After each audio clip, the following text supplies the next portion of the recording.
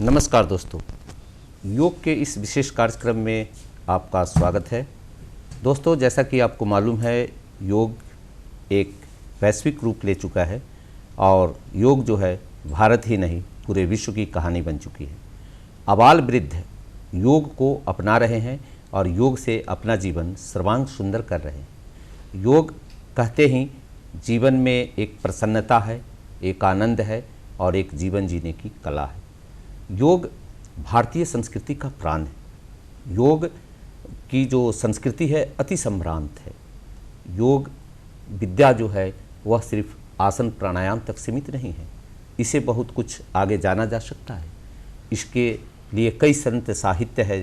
जब इस संत साहित्यों का जब हम अध्ययन करते हैं तो हम योग के बारे में बहुत कुछ जानते हैं, जिसमें हमारे वेद है, उपनिषद है, गीता है, स्वरवेद है, कई ग्रंथ हैं इसमें। हम आज जो हमारा योग पुष्पित और पल्वित हो रहा है, इसमें माननीय नरेंद्र मोदी जी का बहुत बड़ा योगदान है। इन्होंने 2015 में प्रथम विश्व योग दिवस को लाकर सारे दुनिया के लोगों को एक किया और एक नई ऊर्जा दी। और पिछले 2 सालों से कोरोना में हम घर पर रह के और परिवार के साथ रह के सुरक्षित रहने के लिए योग वेब के माध्यम से, वेबसाइट के माध्यम से, हम वेबिनार के माध्यम से, मोबाइल के माध्यम से, फेसबुक के माध्यम से हज़ारों लोगों को पुष्पित और पल्वित करते आ रहे हैं। इस बार भी हमारा थीम है वेलनेस, योगा फॉर वेलनेस। तो वेलनेस के लिए हम क्या कुछ योग करें, किस तरह से आज का जो परिवेश है, जो सारा विश्व जिस महामारी के चपेट में गुजर रहा है, उसमें मुख्य रूप से प्रभावित हो रहे हैं हमारा गला, हमारा फेफड़ा और हमारा उदर। इस चीज़ों से हम निजात पाने के लिए हम योग में समाधान खोजेंगे। तो आज हमारे स्टूडियो में आई हैं राष्ट्रीय स्तर की योग विशेषज्ञा डॉक्टर सुलभा, जो मोरारजी देसाई राष्ट्रीय योग संस्थान नई दिल्ली से MSc योगा हैं। और हमारे सुलभा के बगल में बाईं ओर है बैठी हुई अवंतिका, जो बहुत ही उद्भट ढंग से पब्लिक ऐप के माध्यम से और अन्य पत्र पत्रिकाओं के माध्यम से बच्चों को योग के माध्यम से बहुत कुछ समझाते और बताते आई हैं। अवंतिका के बगल में बैठे हुए हैं आशुतोष। इन्होंने भी बहुत ही सुंदर ढंग से लोगों को योग के बारे में बताया है। अवंतिका भी ऑल इंडिया लेवल पर जो हमारा ऑनलाइन प्रतियोगिता हुआ था, उसमें ऑल इंडिया लेवल पर इन्होंने 3रा स्थान प्राप्त किया। आशुतोष में भी 4था स्थान प्राप्त किया है। दोस्तों, हम सबसे पहले हम अपने विशेषज्ञ सुलभा जी से यह जानना चाहेंगे, पहले कुछ योग पर कुछ चर्चा कर ले कि योग आखिर क्या है और योग किन लोगों को करना चाहिए और किन लोगों को नहीं करना चाहिए। इस पर संक्षिप्त परिचय आप दें, फिर इसके बाद हम आगे गले से संबंधित कुछ अभ्यास के बारे में जानना चाहेंगे। सबसे पहले यह बताइए सुलभा जी कि योग क्या है। जी, योग का अर्थ है जुड़ना। योग जो है संस्कृत शब्द से बना है, युज धातु से मिलकर बना है योग। जैसे युजिर योगे, युजिर संयमने, युजिर समाधे। मतलब युजिर योग मतलब योग से जुड़ना, युजिर समाधो मतलब समाधि को प्राप्त करना, संयम संयम रखना हर समय। तो ये इसका शाब्दिक अर्थ है। महर्षि सदाफल देव जी ने बताया है योग के बारे में। योग कहत है जोड़ को, योग कहत है संधि, योग रहस्य उपाय में जीव ब्रह्म की संधि। जीव का उद्धार तभी हो सकता है जब वो नियमित रूप से योग करेंगे। जैसे कि गीता में बताया गया है, समत्वम योग उच्यते, मतलब हर परिस्थिति में अपने आप को सामान्य रखें, चाहे सुख हो दुख हो, हर परिस्थिति में सामान्य रखें।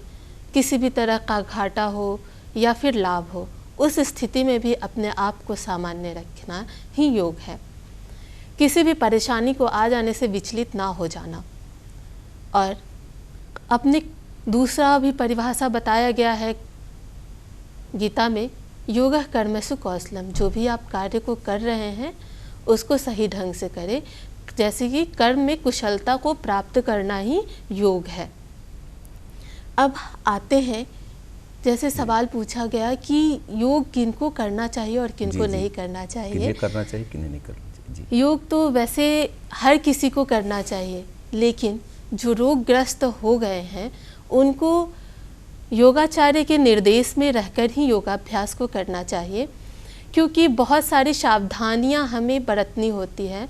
ऐसे ही हम टीवी के माध्यम से या फिर यूट्यूब से देख के योगाभ्यास ना करें, क्योंकि सभी का शरीर हर तरह का होता है। तो उसके लिए अगर आप किसी रोग से जूझ रहे हैं, जैसे हृदय रोग हो गया, अल्सर हो गया, पेट में किसी भी तरह का विकार है, पैर में फ्रैक्चर है किसी भी, तो उसका मतलब ये नहीं कि हम योग कर लेंगे स्वस्थ हो जाएंगे। उसके लिए आप योगाचार्य से मिलेंगे, तत्पश्चात करेंगे योगाभ्यास। जी सुलभा जी, हम यह चाहेंगे कि आपने बहुत अच्छी जानकारी दी कि किस तरह से किन लोगों को अभ्यास, योग विशेषज्ञ, आपने निचोड़ यह कहा कि योग विशेषज्ञ के निर्देशन में अभ्यास करें तो निश्चित रूप से उसका लाभ मिलता है लोगों को। और आपने योग की परिभाषा भी आपने हमारे संत साहित्यों में जो चर्चा है उस पर आपने व्याख्या की। अब हम आपसे यह जानना चाहेंगे कि आज हमारा जो परिवार है, समाज है, राष्ट्र है, एक वैश्विक स्तर से बहुत सारे लोग जो है गले से परेशान हो रहे हैं, तो गले से संबंधित वह कौन सा अभ्यास है, कौन सा प्राणायाम है जिसको करके लोग दीर्घ स्वास्थ्य की कामना कर सकते हैं, उस या गले से संबंधित जो संक्रमण है, जो विकार है, वह दूर हो सकता है, वो कुछ अभ्यासों को बताइए। जी, गले से विकार को दूर करने के लिए तो 2 अभ्यास है जो बहुत ही लाभकारी है, सिंहासन और विपरीत करने का अभ्यास। तो उससे पहले हमारे अभ्यासी आपको गर्दन के लिए कुछ अभ्यास करके बताएंगे, जो कि सर्वप्रथम गर्दन को आगे पीछे ले जाएंगे, श्वास लेते हुए गर्दन को पीछे ले जाएंगे, श्वास लेते हुए गर्दन को पीछे ले जाएंगे, श्वास छोड़ते हुए गर्दन को आगे। इससे गले की मांसपेशियां मजबूत इससे गले की मांसपेशियां मजबूत होंगी। जी जी जी। कई बार इसको करना 3 बार करना है। जी। हमारे जैसा कि हमारे अभ्यासी करके दिखा रहे हैं, 3 बार गर्दन आगे और पीछे ले जाएंगे। अब गर्दन को बाईं और दाईं ओर ले जाएं। सर्वप्रथम बाईं ओर, फिर दाईं ओर।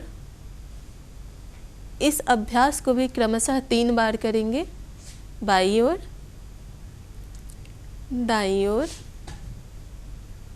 फिर से बाईं ओर और दाईं ओर। अब गर्दन को थोड़ा सा गोल घुमाएंगे, आँख खोल के ही इस अभ्यास को करेंगे। आगे से पीछे, पीछे से आगे। इसको भी 3 बार क्लॉकवाइज और 3 बार एंटी क्लॉक। अब उल्टा घुमाएंगे। जी, वापस आ जाएं। अब अगले अभ्यास की ओर बढ़ेंगे, सिंहासन। सिंहासन में जाने के लिए सर्वप्रथम दोनों पैरों को सामने खोल ले, दोनों पैरों को सामने खोल ले, सामने फैलाएं। वज्रासन में आकर बैठ जाएं। वज्रासन में बैठ जाएं।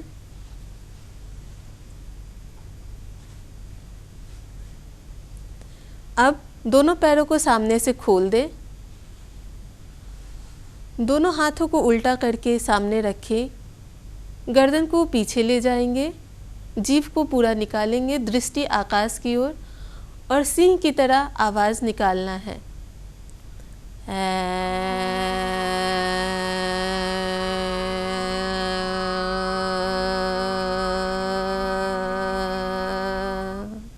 तीन बार करेंगे इस अभ्यास को। एक बार और करेंगे, पूरा जीभ बाहर निकाल के।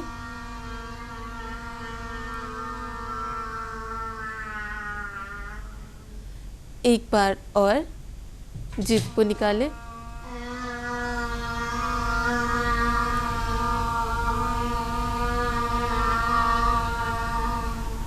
सामान्य हो जाए। अब इसी में सिंह गर्जन का अभ्यास, सिंह की तरह आवाज़ निकालेंगे। एक बार इस अभ्यास को करके दिखाएंगे, जितने भी गले में संक्रमण होगा वो दूर होता है इस अभ्यास को करने से। चलिए प्रारंभ करें। आवाज़ तेजी से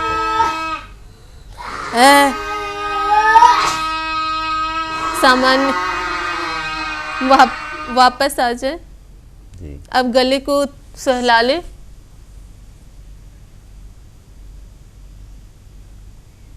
और सामान्य होकर बैठ जाए, सामान्य होकर बैठ जाए। इसके बाद और कोई अभ्यास है सुलभा जी गले को और मजबूत करने के लिए?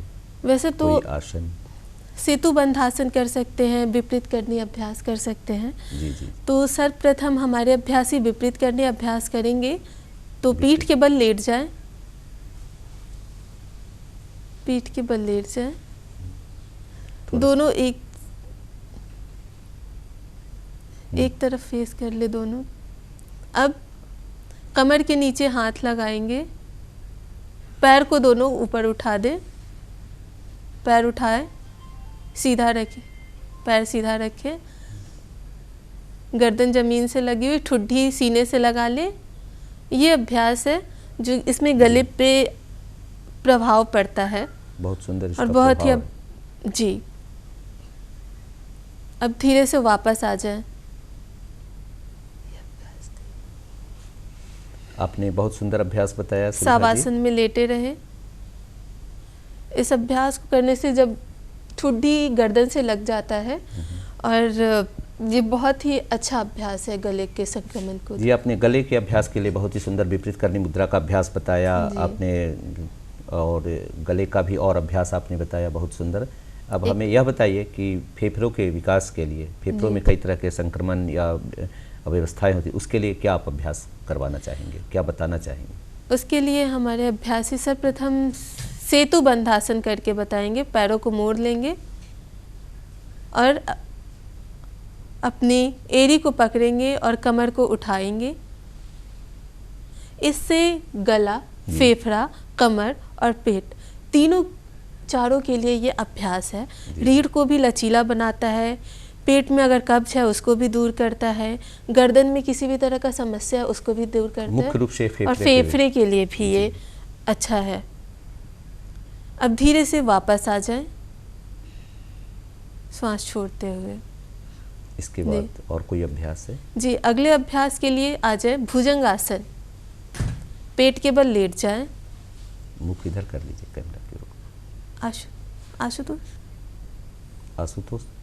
आशुतोष कैमरा की तरफ। दोनों तरफ से देख लेंगे अभ्यासी। चलिए, अभ्यासी दोनों तरफ से करके दिखा रहे हैं कि पैर किस तरीके से रहेगा। चलिए, श्वास लेते हुए अपनी सिर को उठाएंगे, कमर नाभि जमीन से सटी हुई, हल्का सा एल्बो बेंड रहेगा, और क्षमता के अनुसार रुकेंगे। पीछे एड़ी जुड़ी रहेगी।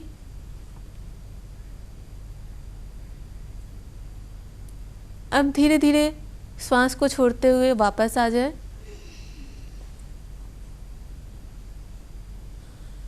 ये अभ्यास है हमारे फेफड़े के लिए बहुत ही लाभप्रद है, क्योंकि इससे लंग्स कैपेसिटी बढ़ती है और ऑक्सीजन लेवल भी इससे इंक्रीज होता है। जी, अब वापस आकर बैठ जाएं हमारे अभ्यासी।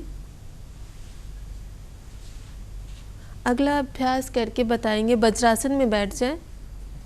उष्ट्रासन नहीं, वज्रासन।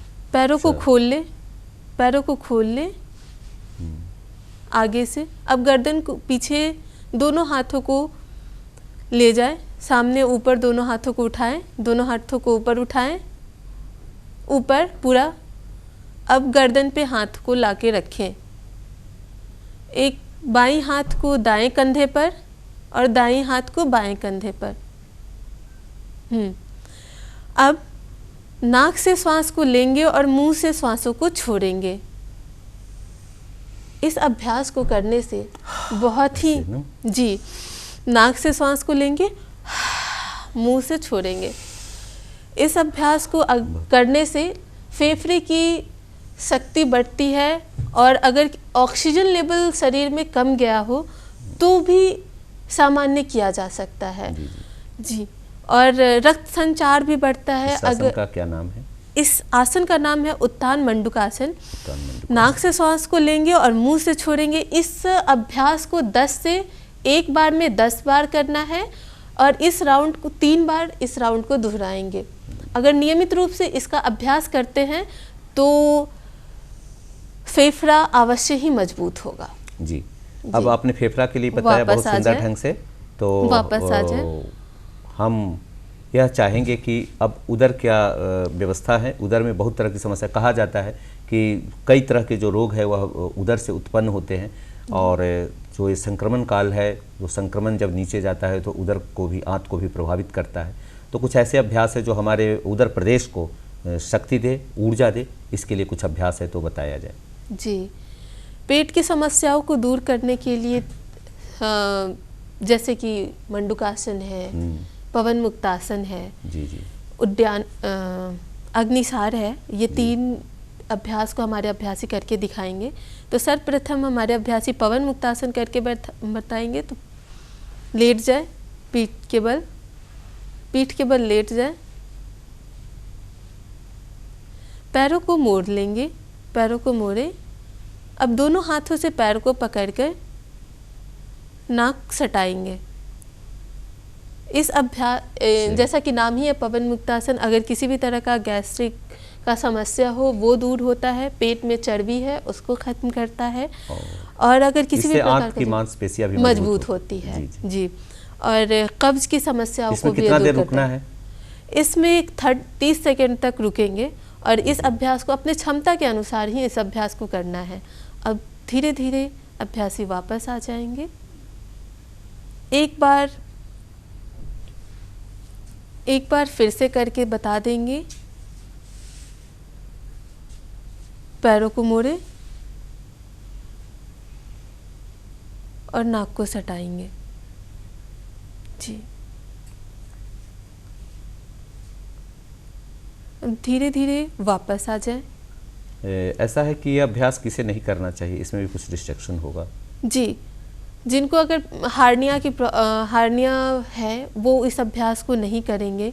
जिनको पीठ में दर्द हो, लोअर बैक में दर्द हो, वो इस अभ्यास को नहीं करेंगे। लोअर बैक का अगर समस्या हो, मासिक धर्म में अगर महिलाएं हैं तो उनको अभ्यास को नहीं करना है। किसी भी तरह का अभी सर्जरी हुआ है वो भी नहीं करेंगे। हार्ट डिजीज़ के जो पेशेंट हैं उनको भी इस अभ्यास को नहीं करना है। जी। अब अगले अभ्यास की ओर हमारे अभ्यासी उठ के बैठ जाएं और मंडूकासन के लिए वज्रासन में बैठेंगे। दोनों हाथों की मुट्ठी बनाकर नाभि में रखें। अब श्वास छोड़ते हुए नीचे की ओर जाएंगे और सामने की ओर देखें। अब सामने देखें। इसमें भी अपने क्षमता के अनुसार रुकना है, जितना देर रुक सकते हैं। इससे उदर की मांसपेशी मजबूत होती है। जी, इससे उदर की मांसपेशियां दूर होती है और इसके साथ साथ और कब्ज दूर होता है। और मधुमेह के लिए यह बहुत ही उत्तम अभ्यास है। जो मधुमेह रोगी है उनके लिए ये अच्छा अभ्यास है। थायराइड के रोगी हैं उनके लिए भी ये अभ्यास है। अभ्यासी को कितना देर इसमें रुकना चाहिए? अपने क्षमता के अनुसार, लेकिन कम से कम 30 सेकंड तक रुकना है। धीरे धीरे अब वापस आ जाएं। श्वास लेते हुए वापस उठ जाएं। जी। और हमारे उधर के विकास में जैसा कि वज्रासन का भी कुछ महत्व है। वज्रासन खाना खाने के बाद किया जाए तो बहुत ही अच्छा असर देता है पाचन शक्ति पे। खाना खाने के बाद नियमित रूप से 5 मिनट अभ्यासी जिस ढंग से वज्रासन में बैठे हुए हैं, जी, इस तरीके से जी वज्रासन है। और इसी में हर रोज खाना खाने के बाद 5 मिनट इस अभ्यास को करने से किसी भी तरह का पेट का समस्या नहीं होगा। डाइजेशन की समस्याएं लोगों को आती है, खाना अपच हो जाता है। यानी यूँ कहे तो उधर के जो तमाम तरह की समस्याएं हैं उसमें वज्रासन का अपना एक बहुत बड़ा महत्व है। जी जी जी, आपने बहुत ही सुंदर ढंग से आपने बताया। और कुछ प्राणायाम भी आप बच्चों से दिखलाना चाहेंगे जो कि हमारे छाती उदर पेट के लिए कुछ? जी, लेकिन सर्वप्रथम अभी उदर के लिए अग्निसार अभ्यासी बैठ जाएंगे। पैर को मोड़ करके पद्मासन में बैठ जाए।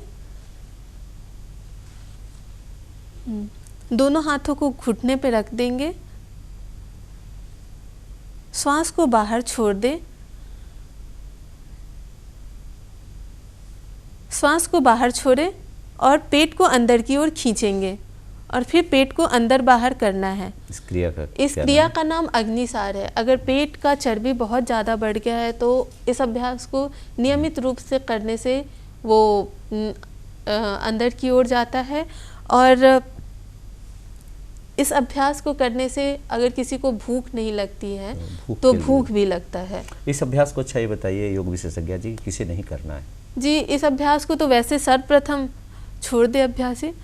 सर्वप्रथम इसको उन्हें नहीं करना चाहिए जिन्हें किसी भी तरह का पेट में सर्जरी हो रखा है, वो नहीं करेंगे। और इस अभ्यास को खाली पेट ही करना है। खाली पेट। इसे उच्च रक्तचाप के भी अभ्यासी तो करेंगे या नहीं करेंगे? हाई बीपी के पेशेंट नहीं करेंगे। नहीं करेंगे। अच्छा। और किसी भी तरह का अगर पेट में प्रॉब्लम है वो नहीं करेंगे। क्योंकि बीपी में इसलिए पूछा कि बीपी की समस्याएं जिनको है उनको कई तरह की समस्याएं होती है, उधर की समस्याएं होती है और कई तरह की बातें आती है। हाँ। तो लाभ को देखकर लोग करना, उसको प्रारंभ न करें। वो तो पहले तो हम बता ही दिए कि जिन्हें किसी भी तरह की समस्या हो योग विशेषज्ञ के अंदर में रह के ही अभ्यास को करेंगे। ठीक है जी। और आप क्या बताना चाहेंगे हमारे गले के और हृदय के और उधर के कुछ वैसे तो शरीर को स्वस्थ रखने के लिए तो हर एक योग में सूर्य नमस्कार को सबसे अच्छा माना गया है। सूर्य नमस्कार आप जी, तो हमारे अभ्यासी आपको मंत्रों के साथ सूर्य नमस्कार करके दिखाएंगे और वो पूरे शरीर के लिए ये अभ्यास है जी। तो अपनी जगह पे खड़े हो जाएं। मंत्र के साथ बहुत अच्छा लाभ है इसका ना जी। सूर्य नमस्कार मंत्र के साथ करें तो बहुत ही अच्छा लाभ है। जी। करें। प्रथम दोनों हाथों को जोड़ लें, शुरुआत करें। ओम मित्राय नमः। ओम रवये नमः। ओम सूर्याय नमः।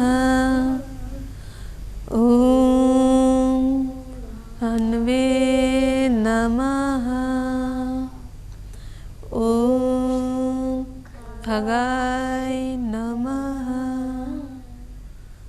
ओम पुष्णे नमः। ओम हिरण्यगर्भाय नमः। ओम मरीचे नमः। ओम आदित्याय नमः। ओम सवित्रे नमः। ओम अर्काय नमः। ओम भास्कराय नमः। बहुत सुंदर अभ्यास बच्चों में से करके मंत्रों के साथ बच्चे करके दिखाएं जी। और इससे पूरे शरीर का वार्म अप हो जाता है। और इसका क्या और लाभ है, कुछ इसका विशेष लाभ क्या है? इसका विशेष लाभ है, शारीरिक रूप से विशेष लाभ देखा जाता है इसका। और ये बच्चों के अंदर आत्मिक विकास को करता है। वैसे तो ये पूरे शरीर के लिए है अभ्यास और शारीरिक मानसिक और दोनों विकास होता है इस अभ्यास को करने से। प्राणायाम भी है, बताएंगे? अभ्यासी अपनी जगह पे बैठ जाएंगे और इस अभ्यास को जैसे सूर्य नमस्कार है तो इम्यूनिटी पावर को बहुत बढ़ाता है, स्ट्रॉन्ग करता है, रोग प्रतिरोधक को क्षमता। जो आज समाज में रोग प्रतिरोधक क्षमता घट रही है। हाँ, और तरह तरह के लोग उपयोग कर रहे हैं, जहाँ दवाई से लोगों का लाभ नहीं मिल पा रहा है, लोग भीतर से भयभीत है। तो उन सारी चीज़ों में सूर्य नमस्कार बहुत ही लाभकारी है जी। और अभी जैसे कि हाल में ही इसका देखा गया है लोगों के अंदर प्रभाव को, जो सूर्य नमस्कार कर रहे हैं, देखा गया, रिसर्च किया गया है, जो नियमित रूप से सूर्य नमस्कार कर रहे हैं उनके अंदर इम्यूनिटी बहुत ही स्ट्रांग रहता है, रोग प्रतिरोधक क्षमता बढ़ जाती है। अब अगले अभ्यास की ओर बढ़ते हैं। तो आपने बहुत सुंदर अभ्यास को आपने कराया और बच्चे आसन को दिखलाया और निश्चित रूप से यह है जो आसन जो आपका है, आपका बताया हुआ जो सूर्य नमस्कार है और जो दिशा निर्देश है, अपने एक समाज को एक नई दिशा देगी, एक नया दशा प्रदान करेगा और समाज के तमाम लोग स्वस्थ रह सकेंगे। योग अपनाकर अपने जीवन को सुखी बनाएंगे, शांत और निरोग बनाएंगे, इंद्रियों में उनकी शक्ति बढ़ेगी, मन में शांति और आत्मा में आनंद आएगी। सभी सुखी रहे, सभी निरोग रहे, मैं यह कामना करता हूँ। स्टूडियो में आज सुलभा जी ने आपने आया और इतना सुंदर आपने जानकारी दिया, इसके लिए हम आपका आभारी हैं। साथ ही साथ हमारे जो दो नौनिहाल बच्चे आवंतिका और आशुतोष जी ने आके योगाभ्यास करके बताया, इसके लिए हम उन्हें भी आभार प्रकट करते हैं। और सभी सुखी रहे, सभी निरोग रहे, इसी कामना के साथ अगली मुलाकात तक के लिए हम आपसे विदा लेते हैं। नमस्कार।